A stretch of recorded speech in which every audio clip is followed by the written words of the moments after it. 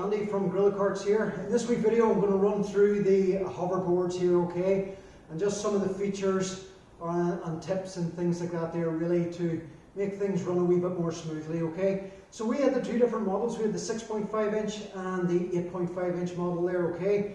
So I've been getting a few questions there. People are confused with the lights and things on them, okay. So when you turn them on, the unit will either show one light, okay, at one side of the board. Now that light that remains on is your battery indicator, okay, so that will always be there, okay, and that shows you sort of the level of the battery. Now it will change colours as the battery level gets lower and lower, or the indicator will flash, okay, when it's starting to run out of battery, okay.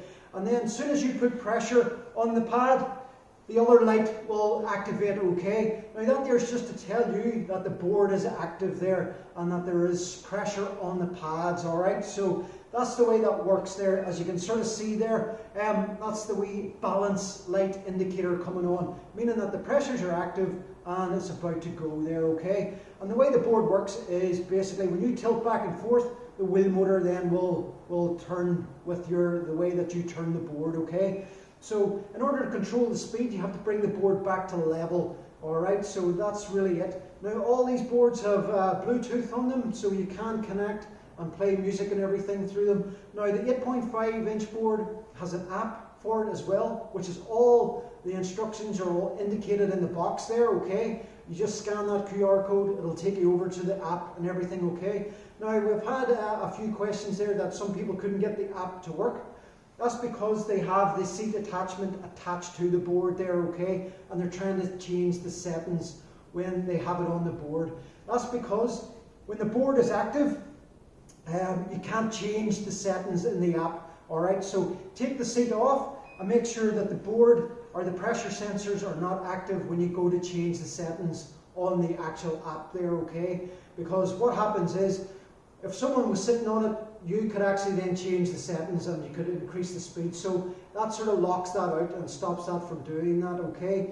So if you're having problems with the app, maybe setting the speeds and things, it's because the board or there's pressure on the pads there and it's making the board active, alright. So to rectify that, take the attachment off the board, do your speed settings, and then reattach the board there on it, okay, and that's it. But as soon as you turn the board on and off, that'll reset those settings to default, alright, so just be wary of that there, alright. So, and then we do then the 6.5 inch boards, you just turn those on and just run on, okay. Now the way to attach the seat on is basically you have a Velcro strap, make sure that there's a loop there, and all you do is set the seat on top of the board like so, and you just bring this right round and loop it and tighten it up on the board there, alright. So, and that's the way that works, and you just got to make sure that it is putting pressure on the pads there, alright. Now if you're having connection issues with the pads, sometimes you might need to put a wee bit more sponge here just to make sure it's securely putting pressure on those pads there. But I do have another video that sort of explains that and everything as well. Now the major issues that we see is people with charging, okay. You don't need to overcharge the boards either. And also to charge them is a 3-pin wee charging unit at the end, okay.